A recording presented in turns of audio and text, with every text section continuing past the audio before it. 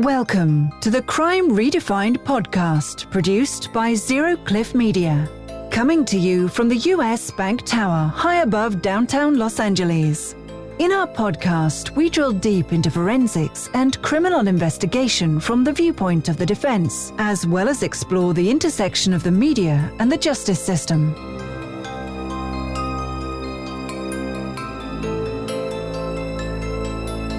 I'm Dion Mitchell here with Mehul and Anjaria. On today's episode of Crime Redefined, we're super excited to feature as our guest one of the lead LAPD detectives that handled the Sandra Bullock stalking case. Yeah, he's a real interesting guy. Our interview guest today, Jeff Dunn, recently retired from the LAPD as the head of the Threat Management Unit, aka TMU. He was with LAPD for 32 years, where he investigated or supervised thousands of stalking and threat-related cases. He also specialized in cases involving burglary, child abuse, and sexual assault. Mr. Dunn is routinely sought out as a subject matter expert on the topic of threat assessment for television programs, magazine and newspaper articles, and forensic case studies. And in addition to all of that, you may have seen Jeff recently on the 2020 special commemorating the 30-year anniversary of the tragic death of actress Rebecca Schaeffer at the hands of a stalker. Jeff also recently provided on-camera commentary for REELZChannel Stalker Files, a 10-episode series that Mehul and I were executive producers on. Well, Dion, let's get into the backstory. On June 8th, 2014, actress Sandra Bullock was at her Bel Air home and heard some suspicious noises. As she peeked out her bedroom door, she observed Joshua James Corbett approaching her. Fortunately, she was able to lock herself in a panic room in her closet and notify authorities. When Corbett was arrested, he had a love letter on him that read, "Sandy, you could have had me today, however you chose other people over me. I will be around. As you know, I love you. You are very special to me, and without you in my life, there is only misery. I have to wait, and you never come. Perhaps this all is supposed to happen some other way. Perhaps Hawaii or run in on the street. Who knows? I have no idea. I love you and Louie, and only want to be part of your life. I miss you very much, and I think of you every moment of every day. You are my girl. I saw you come home after the AFI gala and only wished I was at the entrance to your heart when you came home. There is 2 large, impervious gates that no one can open but you. I hope one day you open them to me. Until then, I will forever be thinking of you and Louie, my son. And you are my wife by law, the law of God, and you belong to me and me to you. I forgive you for anything you may have done and only want the chance to love you as you have so made me feel loved. If lover, I will be waiting by those gates, and when you decide to open them to me, I will run to you and forever and always as love and love always. You are so hot and intelligent, and I will call you. Please remember me when you feel the need to let someone in, always and forever. Love, your husband, Joshua James Corbett, dated 6/7/14 at 10:37 a.m. Now, the date of this letter was one day before Corbett actually broke into Sandra Bullock's house.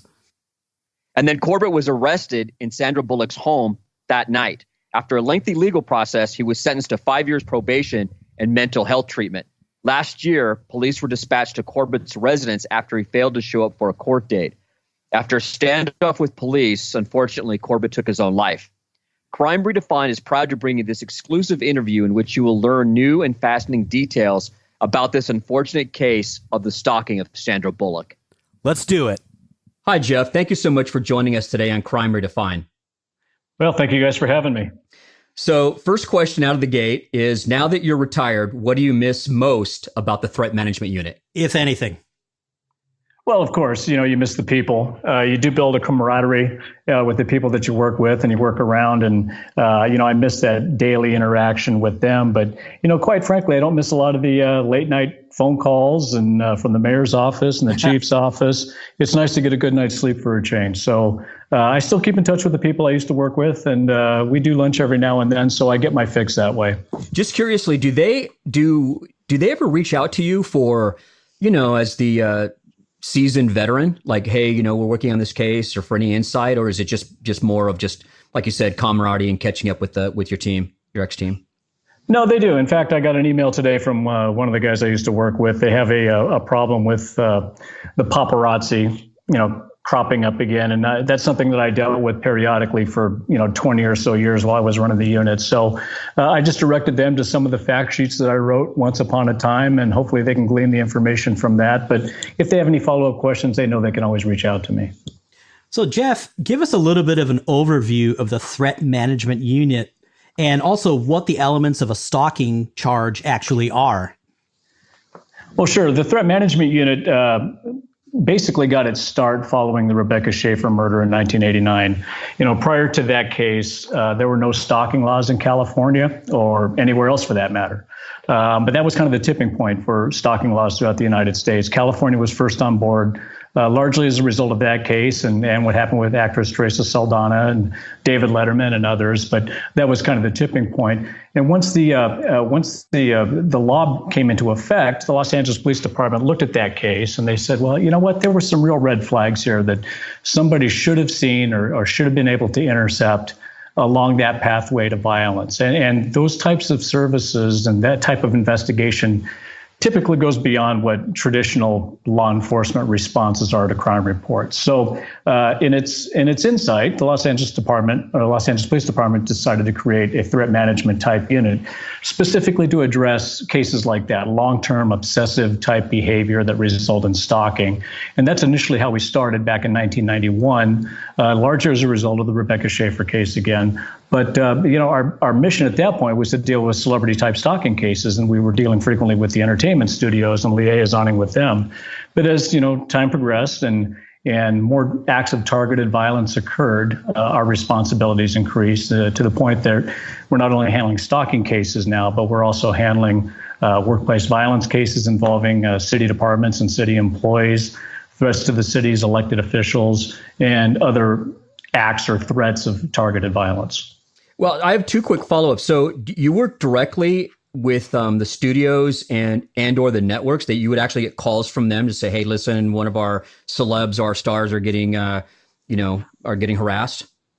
Yes. As a matter of fact, at one point in time, I had 8 detectives working for me, and each one of those detectives were assigned 2 studios to liaison with, so that they would be the point of contact should they have a problem similar to what you just described. They wouldn't have to go through the chain of calling the front desk of Hollywood division, getting some desk officer that scratched out a memo and forwarded it to a detective only to be followed up on, a couple of days later. Now they had a direct report to us. That had to be huge for them. That it was huge for them and it was huge for us because we're getting the information unfiltered too. We're getting it direct from the source as opposed to reading an officer's interpretation of what was described to him. We're getting it direct from the source. So it was beneficial to us from an investigative standpoint, and it was beneficial to the victims and to the studios because they were getting an immediate response to the problem. What department or task force were you working with before, and what was the draw to TMU for you? Well, actually, I had made detective about a year prior. And typically when you get promoted on the police department, you don't get to stay in your previous assignment. They rotate you to where there's a need. And so I got promoted to detective, and I rotated to the mental evaluation unit out of Detective Headquarters Division, which, oddly, coincidentally, was also where the threat management unit got its start. But now that I'm housed in the same division with the threat management unit, when an opening became available, I applied, and gratefully I got the job in 1994, and I stayed with it until I retired in 2016. So, Jeff, you kind of touched on this already, but besides the Sandra Bullock stalking case that we're going to focus on today, what are some of the other high-profile, interesting cases you were involved in during your tenure with the LAPD? Well, we were involved in a lot of high-profile cases. Most of them never made it to the media's attention. And so I'm not going to talk about a case that's otherwise not public information. But, the Madonna case is well documented. We worked on the Madonna case. Steven Spielberg was a victim of stalking. We worked on the Steven Spielberg case. We assisted on the Catherine Zeta-Jones stalking case with the Los Angeles Sheriff's Department. There were a number of high-profile cases. Brad Pitt. among many others. But some of them are public information. So out of respect to the victims, I don't want to talk about them at this point. Understood. Yeah, of course. Prior to the Corbett Sandra Bullock case, had you had any contact with her on previous cases? Yeah, she's well, Sandra Bullock is one of those actresses that, she's very congenial, Miss Congeniality. Nice. But on screen, she comes across as very approachable, very down to earth. And in fact, in real life, she's a very nice person. So people like that typically generate a lot of attention, and sometimes it's unwanted attention. And there had been prior cases involving her. What was your official role on the Joshua Corbett case? Well, I was running the unit. I was the officer in charge of the unit. So I assigned the case to one of my detectives, Tina Carlozzi, who was fairly new to the unit at that time. So I assisted her in the investigation as her partner officer. Well, what a trial by fire, right into the here you go. Yeah, well, Bullock and that's how that. I'm sorry to interrupt, but that's how that unit is. I mean, most everything that we dealt with was high profile, whether it involved a celebrity or one of our city's elected officials or city departments. It was always the chief's office or the mayor's office that wanted frequent updates. And sometimes they got media attention, sometimes they didn't. But every one of our cases was a high profile case that was under a lot of scrutiny. Now, at some point, I know that you interviewed him. What was your first impression when you interviewed him at LAPD jail? Clearly, Joshua had a mental illness, and his mental illness was what was driving his behavior. We do our background check before we go into those types of interviews, and for whatever we can find on the computer, it was clear that he was not an evil guy. He certainly wasn't a career criminal. There was nothing in the way of drug history or criminal history that we could find. He did have some firearms registered to him. So, by all measures, he was an otherwise law-abiding citizen that developed schizophrenia, and that's what was driving his behavior as it was regarding Miss Bullock, and it affected other areas of his life as well. His family suffered, and he lost his wife and his child. So, it's a devastating illness, and that was my first impression in talking with him. He was quite delusional. And that was just right out of the gate. You sat down, you're looking across the table for a moment, and you're just like, okay, this guy's not all here. Well, that and some of the things that were recovered on him at the time that he was arrested. That he had a journal with him, a 15-page journal where he was outlining the level of his obsession. He believed that he was married to Sandra Bullock. He believed that he was the father of her adopted child. And just so you know, she's white. Joshua Corbett was white. Her adopted son is African American. So, probably, right. That's a problem. Yeah, that kind of demonstrates the level of, delusion that he had. But, quite delusional in his writings. And he wrote a love letter to her proclaiming that she was his wife and that they were going to be together at some point. So, taking that into account, and then how he presented during the interview, it was pretty apparent to me that we were dealing with somebody with a significant illness. So prior to him actually entering Sandra Bullock's house, had he been previously observed hanging out around her house? Well, not that she had noticed personally, but after the fact, once he was arrested, she does have surveillance cameras on her property, and we were able to access the surveillance tapes. And we know for a fact that for at least 3 days prior to him entering her house, he was parked across the street surveilling the residence, oftentimes for multiple hours at a time. On one occasion, he was there from 10 in the morning until 11 o'clock at night. He would often get out of his car, walk past the front gate, ring the doorbell, try to make contact with people inside. Even his journal that he had with him at the time that he was arrested shows that he was there for at least 3 nights prior to the actual break-in. And how, physically did he break into her house? Well, she's got these, let me see if I can describe it. She had these dual sliding glass doors that accessed her patio to the rear of the house. And these sliding glass doors meet in the middle, and there's a deadlock type latch that secures the 2 doors. Also, at the base of the 2 doors, there's a pin that goes into the floor that keeps the doors from, sliding back and forth and swaying back and forth. Well, she had locked the deadbolt, but she hadn't placed the pins into the floor. So that gave these 2 doors a little bit of play. And what he had done is he forced the doors back and forth until there was enough of an opening that the deadbolt disengaged, and he was able to gain access that way. And what else did Corbett have on him when he was arrested? Well, he had a concealed weapons permit from the state of Utah, which was a bit concerning, especially after we did his weapons check and we discovered that he had 8 firearms registered to him. Some of them were handguns. So, here we got a guy that has a concealed weapons permit. So, conceivably he's proficient with guns. And in fact, he's got 8 guns registered to him. So that was quite concerning. Did he also have some kind of magazine cutouts of Sandra Bullock with him as well? He did. I think there were 4 or 5 photographs of her that he had cut out of various entertainment type tabloids and had with him with his journal and the love letter intended for her, as well as, the other items inside of his wallet, which included that concealed weapons permit. So now kind of looking at the other side of the coin, how did Sandra Bullock initially become aware that someone was in her house? And how was it that she could prevent a physical encounter with Corbett? Well, it's hard to imagine and put yourself in that position, but she had arrived home from an entertainment event about 1 o'clock in the morning, that same morning, and she immediately showered and went to bed. So she was asleep, and at about 6 o'clock in the morning, she was awakened by loud banging, which we now know were those 2 glass doors being forced open. So she looked outside of her bedroom door after a period of time and saw Joshua walking past her bedroom door on the second floor of her home. She lived in a 3-level home. Her bedroom's on the second floor. And as she cracked her door and peeked outside, she could see Joshua walking past her door as he was presumably going room to room searching for her. So she immediately locked her door. She had a bit of a safety room. She was fortunate in that she had a private security guard by the name of Wire Reader, who was a former SWAT officer for the Los Angeles Police Department. So he had some insight as far as security, and he was able to set up sort of a safety room for her in her walk-in closet. He fortified the door, and he put a phone line inside of her closet. She was able to lock her bedroom door, secure herself inside of her walk-in closet, and make a phone call from inside of her walk-in closet. Did I read something that Corbett was kind of studying the security guard and what his routine was?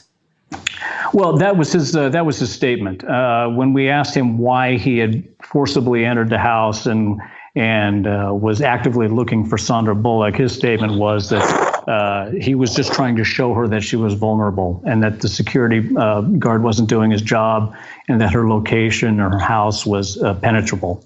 So I don't know if that was so much an accurate statement on his part or a way to take away some of the blame from his stalking type behavior. But that was certainly a statement that he made. I had read in a transcript that one of the arresting officers said that Corbett, once he was arrested, kept saying, "Sandy, Sandy, Sandy, please don't press charges." And, "I'm sorry. I love you, Sandy." And he appeared just kind of out of it. Jeff, in your professional opinion, what does that kind of indicate to you about his mental defect? Well, I think that in conjunction with the writings that he had on his person certainly, solidified my impression that he had a thought disorder. When we deal, having worked the threat management, just to back up a little bit, having worked the threat management unit for as long as I did, and having handled so many celebrity cases, one thing that we do see from time to time is a mental illness called erotomania. And erotomania quite often is a feature of schizophrenia, but it's the false belief that someone rich or famous is in love with you. We saw it in the Madonna case. We saw it in the Catherine Zeta-Jones, Michael Douglas case. We've seen it in other cases involving high-profile celebrities. And this was just a feature of that. And so it was completely consistent with what we've experienced before. Calling out to Miss Bullock, claiming that he loved her and that he was sorry, please don't press charges. It indicated that he felt that there was some sort of a relationship between the two of them. You mentioned the firearms. What other evidence did you find at his residence in addition to the firearms? And I understand that there was a number of other firearms that weren't registered, that he didn't have a license for.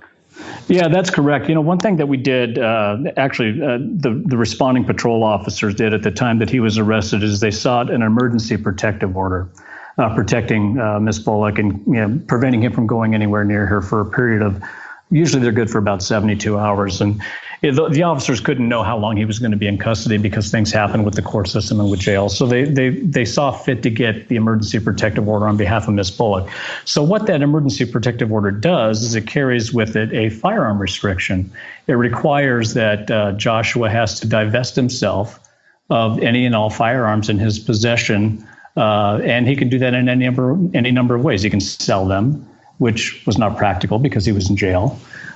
He could sign them over to somebody else, which is not practical because he was in jail, or he could surrender them to the police. So with that as the background, when we interviewed Joshua, we pushed to get those firearms. I was quite concerned about the fact that here we have a guy that's clearly delusional, clearly acting on his compulsions, and he's got several firearms that we know of that are registered to him. And now we have a court order that says we can seize those firearms, thereby safeguarding the victim and public. So that was our focus. We ultimately went to his house, and we opened up his gun safes. And I know you'll want to get into this in a minute, but far more firearms than we knew that he had registered to him. He had 25 firearms in total. Some of them were converted to fully automatic. Most of them were assault-type rifles, several hundred pounds of ammunition, and some explosive devices. So we, of course, seized those. But in addition to those, we also seized computers. We did a search warrant on his home. We located basically a shrine to Sandra Bullock inside of his bedroom, where he was writing with a permanent marker on the walls, cryptic messages directed to her, proclaiming his love and their relationship. It was quite a shrine. Interesting. So, Jeff, how did you feel about Corbett's ultimate sentence of, I think it was 5 years probation and time in a mental health treatment facility? I got to tell you, I think that ultimately mental health was the preferred way to go with this case. Again, I said it initially, Joshua Corbett wasn't an evil person. He certainly wasn't a career criminal. His mental illness was driving his behavior. I don't believe that he belonged in prison. I do believe that he belonged in a secured mental facility where he wouldn't be able to come and go freely until the staff determined that he was suitable for discharge. Something in the way of mental health treatment, I think, was appropriate in this case. I didn't see this as a state prison type case. But the fact that he was able, in a very short period of time, to get stabilized, and, they do respond to medication. He was stabilized and then discharged from the hospital. So even though he was still on probation, he was on probation as an outpatient, and he was supposed to report back to the court, which ultimately he didn't do. But I think mental health resources were the right call on this particular case. I just don't think it was implemented correctly. And prior to the legal resolution of the case, he was in county jail for about 3 years? Yes, I believe so. This case has its preliminary hearing, of course, and that takes some time. The defense attorneys appealed the evidence. They had an evidence hearing, which I testified at. The evidence was initially upheld. When I say evidence, I mean the seizure of all the weapons and the ammunition. That was initially upheld, and then it was appealed, and it worked its way through the appeal process. So ultimately, it went to the Ninth Circuit Court of Appeals. Ninth Circuit Court of Appeals ended up suppressing the evidence, which resulted in the mental health resolution on the case. So it was a long and winding road to get to that point. And during that time, he was in custody. And would he have been at the Twin Towers facility in county? As far as I know, he was, yes. And so, do you think that he was likely receiving adequate mental health while he was in county jail, mental health treatment? Well, they do have resources there for for the mentally ill. But that said, it's not the in-depth type treatment that he would receive at a medical facility. Basically, it's medication. Nothing in the way of counseling, nothing in the way of, monitoring his behavior with the other inmates, that sort of thing. Basically, it's giving him his medication at the prescribed time interval. So nothing in the way of psychiatric help as you and I would understand it. If you're comfortable in sharing it with us, can you tell us how the saga of Joshua Corbett finally came to an end? Yeah, unfortunately, he was a troubled soul. And after he was discharged from the mental health facility, what happened is what often happens in cases like this. Schizophrenics, the medication for schizophrenia and for thought disorders has some very unpleasant side effects. So what we see frequently is that once left to their own devices, subjects will typically try to wean themselves off the medication. Some of the side effects include, sleeplessness and impotence and other things, sluggishness, depression. So what we see frequently is that subjects will try to wean themselves off the medication. And I believe ultimately that's what happened. He fell back into his thought disorder and his mindset, and he started to not attend the regular court appearances, reporting to the court as he was required to do under the terms of his probation, showing that he's complying with all of his outpatient treatment, et cetera, et cetera.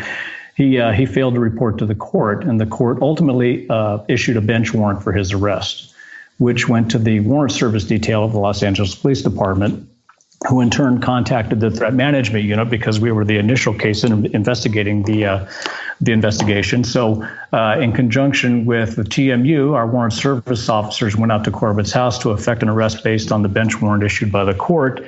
And he barricaded himself inside, stood at the door and said he would kill anybody that came in after him. He would shoot anybody that came in after him. And ultimately what resulted was a 5 to 6 hour SWAT standoff with Joshua barricaded inside of his home. And he ultimately committed suicide. And didn't he cut himself? Isn't that how he died? I believe so. The autopsy report indicated that he died from numerous lacerations to his arms and to his legs. It's just, it's a very tragic outcome. It's really this is sad. This is one of those cases you just can't feel good about. Clearly, he was a normal, law-abiding guy until the onset of his schizophrenia, which is what drove him to do what he did and brought him to police attention. Clearly his family suffered with his mental illness. They suffered through the trial and with the publicity that happened. He certainly suffered with his mental illness. The few interactions I've had with Sandra Bullock, I can tell you that, she's a genuinely nice person. And I think in an abstract way, you could say that maybe his suicide provided her some sort of relief, but I'm sure she doesn't feel that way. This is not the conclusion that she would have liked. So, this is just one of those cases where there was no happy ending. And you really can't feel good about the outcome. No, I obviously for anyone, whether it's a celebrity or not, you have a lot of compassion. I have a lot of compassion for Sandra Bullock. No one should, in their home have an invader. That's got to be just, the scariest scenario that you can imagine. Oh, but for sure. But at the same time, if someone's not in their right mind, it's like you were saying, you feel for them, because they just are not in control of their actions. And so, you have to have a little, as a human beings, we have to have a little bit of compassion for him as well. Sure. And that's not lost on police officers. We feel compassion towards individuals all the time. Usually when you're investigating a case as a cop, you can look back and say, okay, well, I took a real bad actor off the street and, I've enhanced public safety and I provided the victim some relief, et cetera, et cetera. But, that's just not the case with this particular case. I really, truly believe that Joshua Corbett belonged in a secured mental institution for an extended period of time, getting intense treatment and medication. And that just didn't happen on this particular case. And it's a sad outcome for everyone. Well, why don't we lighten this up a little bit, Dion? What do you think? Sure. All right, Jeff, here's the question of the day. Tell us how awesome it was to work with us on Stalker Files and how much fun it was to have us on set staring at you while you did take after take. And that's not an indictment that you were poor or anything like that. I knew it. No, that's not the case. You're a rock solid. You know what? Take after excellent take. Yeah. Yeah, you know what? It was a good time, and I really enjoyed my time on it. Hopefully, we'll get another season out of it. Absolutely. At some point. But no, it was a good time, and most of the cases are entertaining that we worked on, and I know there's a public interest for them, and I don't mind sharing that information when it's already public and there's some information out there about it. I don't mind sharing, our investigative perspective on those types of cases. So it was a fun thing to do. You guys were real good to me. It was. What's nice about that is that very rarely do you get a kind of a little peek behind the curtain of how these different task force work. And so your expertise and your willingness to share everything in detail was really amazing. And it was a pleasure working with you. And then again, today to have your insight on this case. Oh, well, thank you guys. And right back at you. It was a pleasure working with you. And hopefully this isn't the end of it. Absolutely. Yeah. Thank you so much, Jeff, for being with us on Crime Redefined today. We really appreciate it.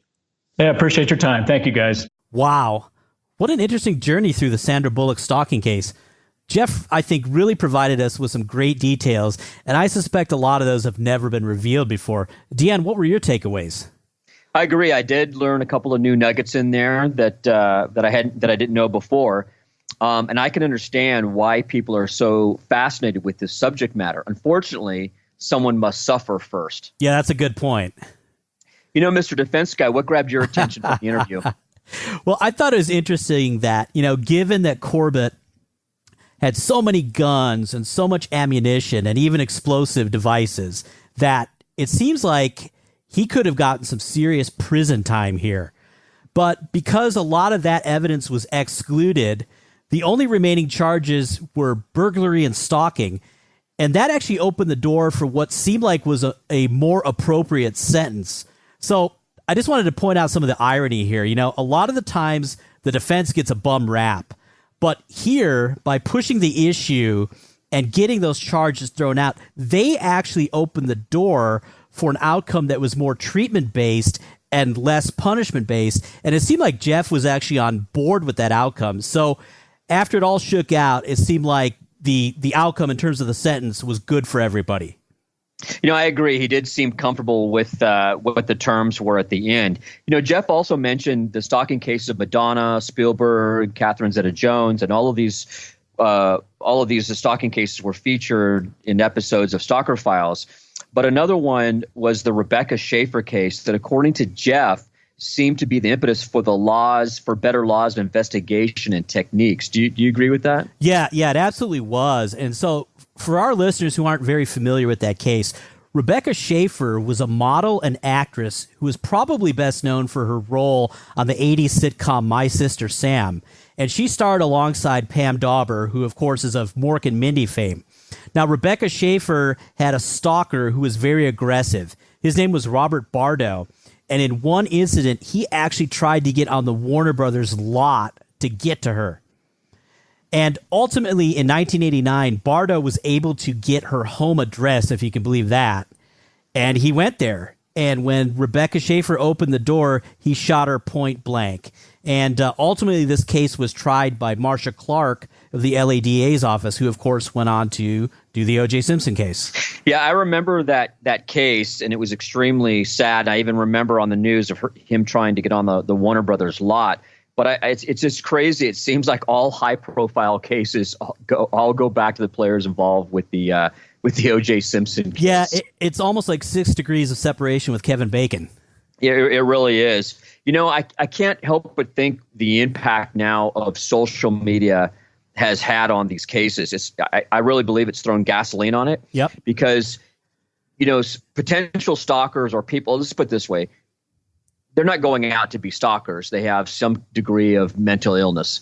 And now they know where celebrities are, almost 24/7. They feel closer to them. You can go onto Instagram and literally almost see pillow talk sometimes. So I just think it's made it's exacerbated these situations. What do you think? Well, yeah, and not to mention, I think you could almost make the argument that social media has exacerbated and accelerated the onset of mental illness itself.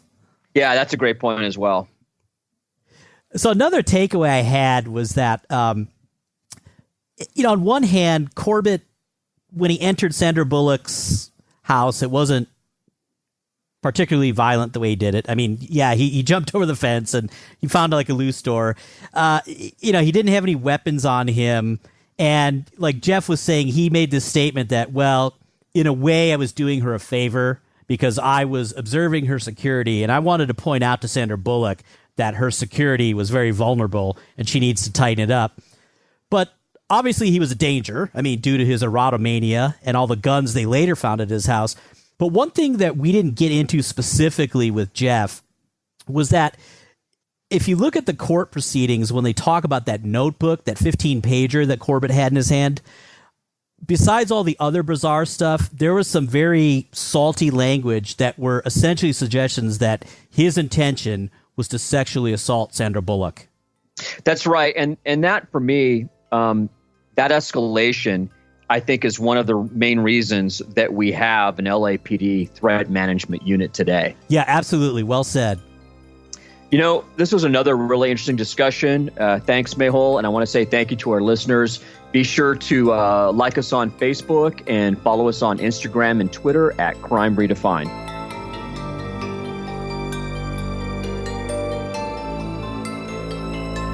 Thank you for listening to the Crime Redefined podcast. Like us on Facebook and follow us on Twitter at Crime Redefined. Please send us your comments and questions and join us for the next episode.